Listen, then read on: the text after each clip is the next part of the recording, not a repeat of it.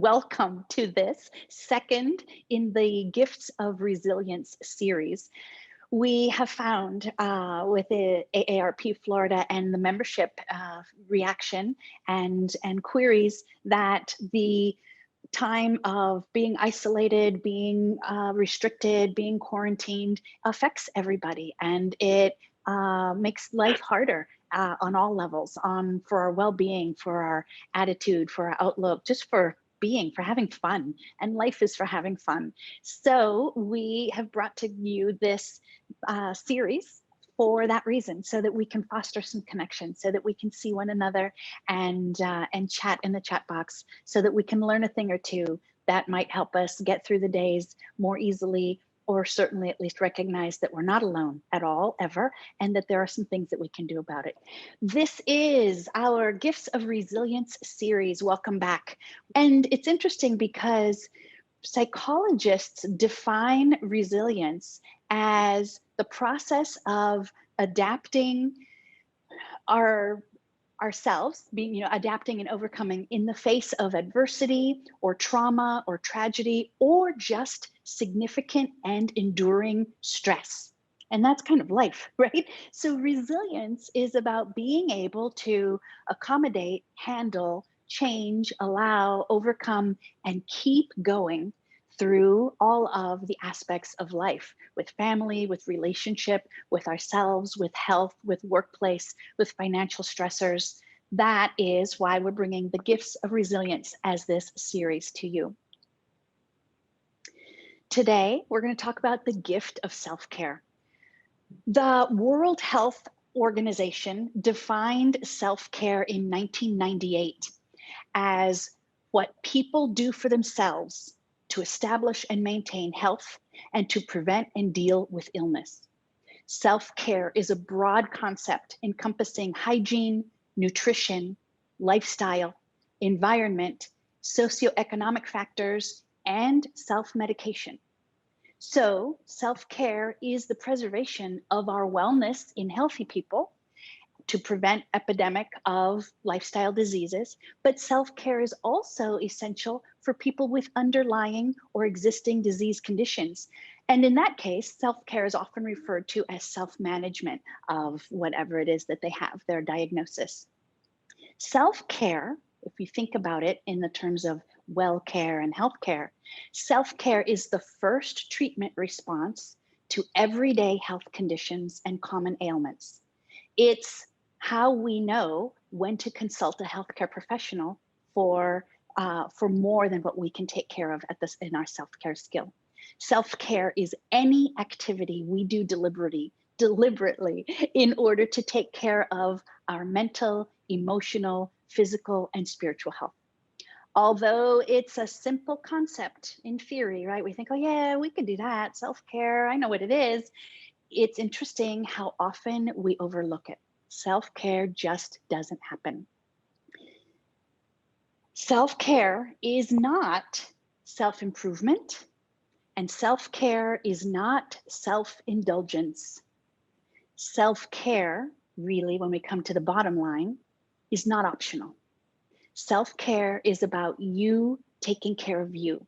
Self-care has to happen because if you don't do it, nobody else can. It truly is about taking care of ourselves. Self-care begins with our choice and our awareness to prioritize ourselves. Self-care is anything we do and the choices and decisions, activities we make to stay fit and healthy, to keep our energy, to manage everything that we have in our personal life, our family life, and our work life. Self-care helps us to mitigate the effects of stress.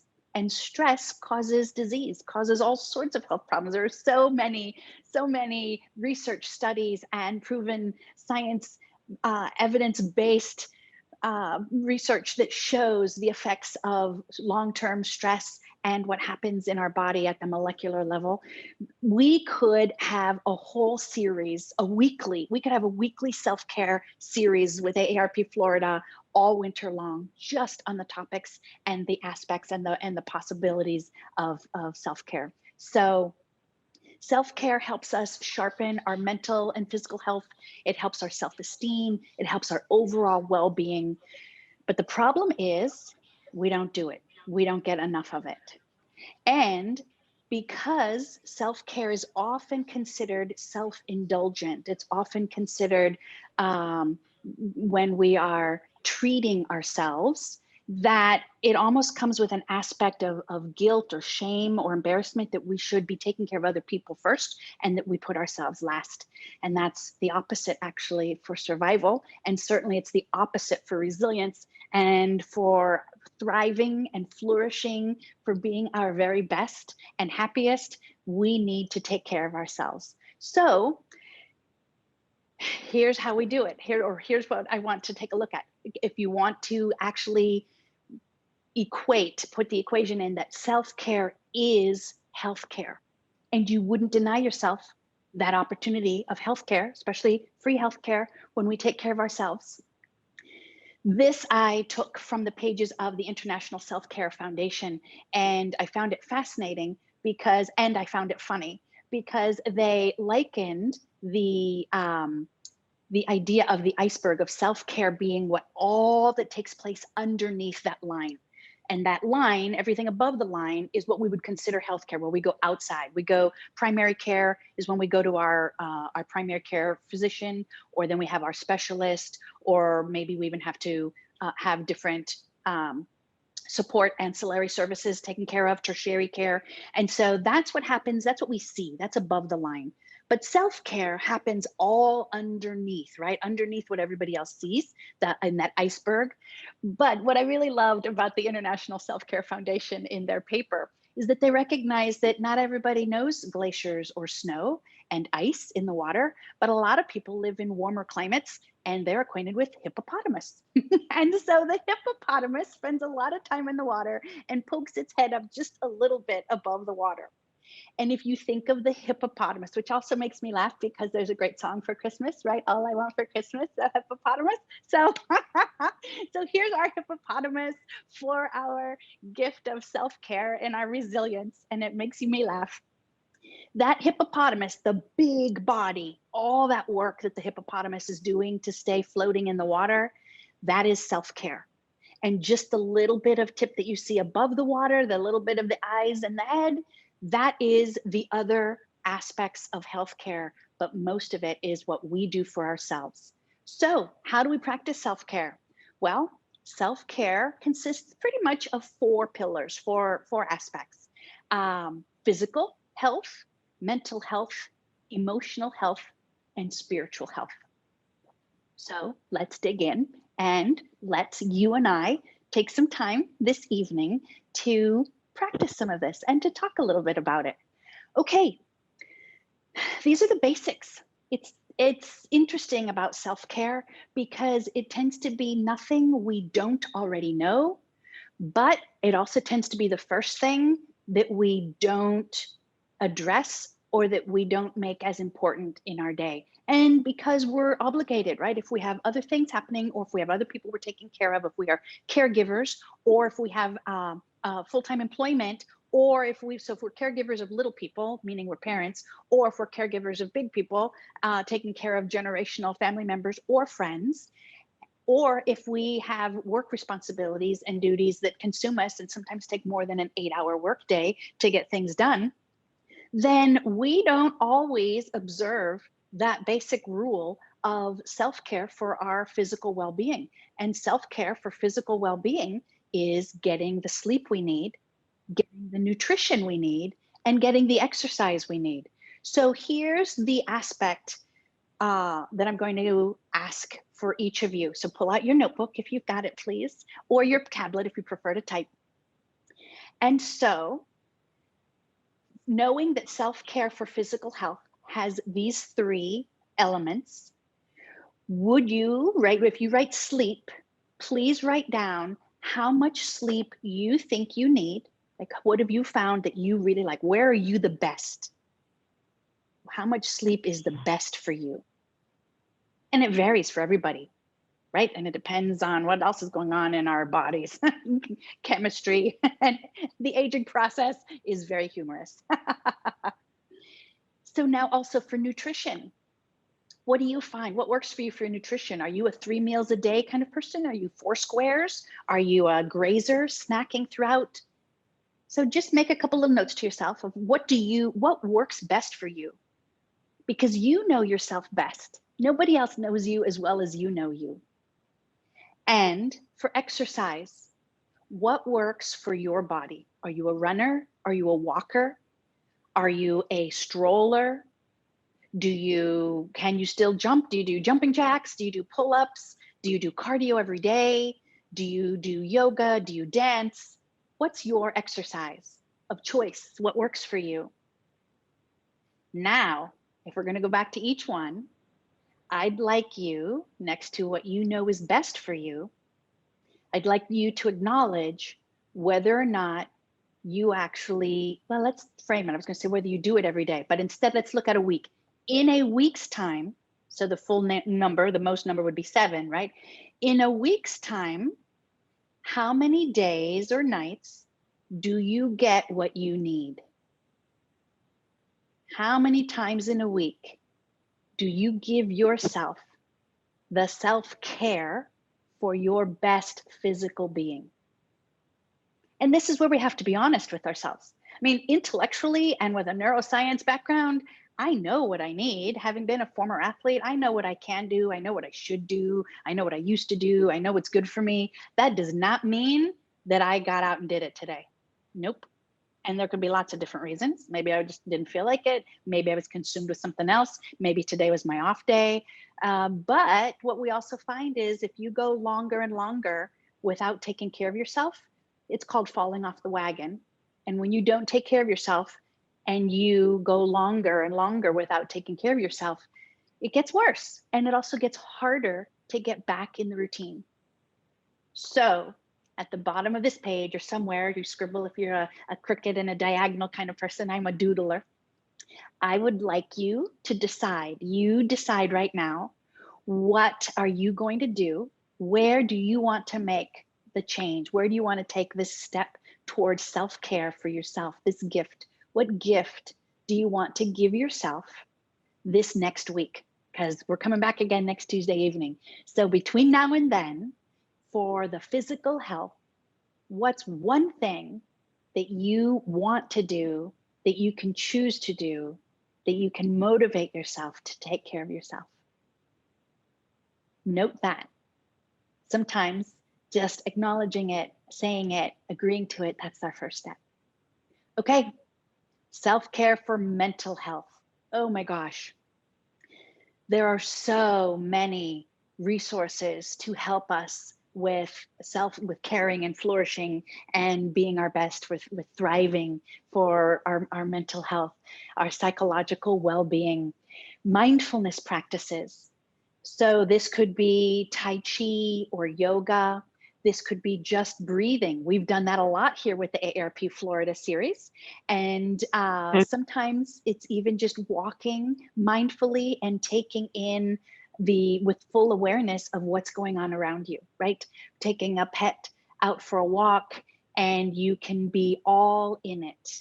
You're very aware. You can listen and see and smell and feel, and you're in it instead of in your head.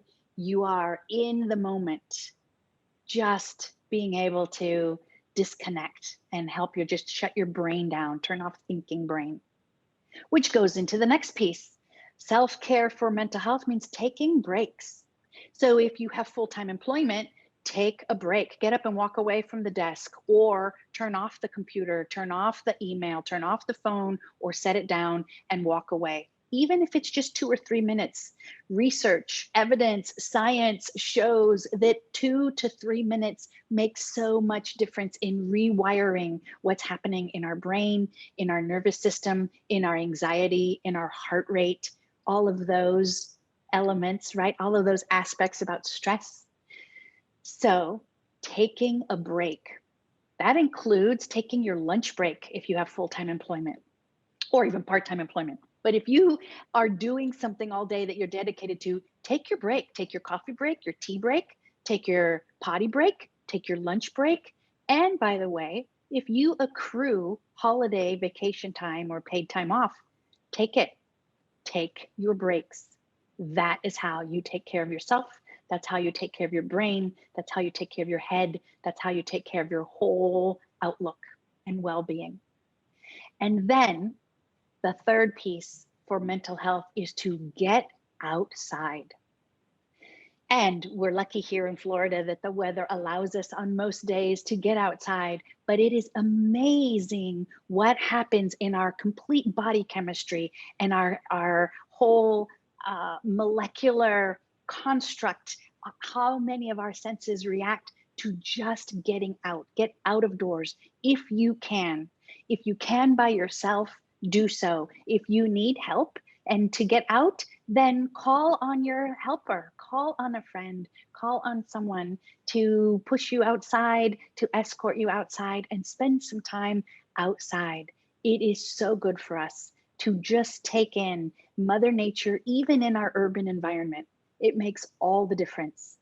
So what's really interesting is you can get a double or triple whammy by doing a few things. If you have a coffee break or a lunch break, you can go outside, and then you can also go for a walk around the block or take a 10 or 15-minute walk. And now you're getting some exercise also. And ta-da, you've done a lot of self-care all in that same 15 or 20-minute period. Yay!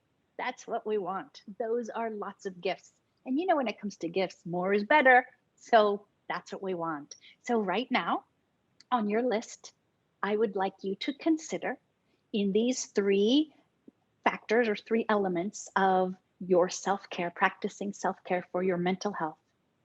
What is one aspect, what is one thing that you can do this week, maybe even tomorrow?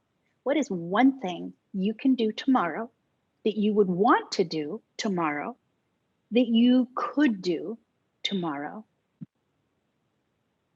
And write that down for yourself. Give yourself that gift.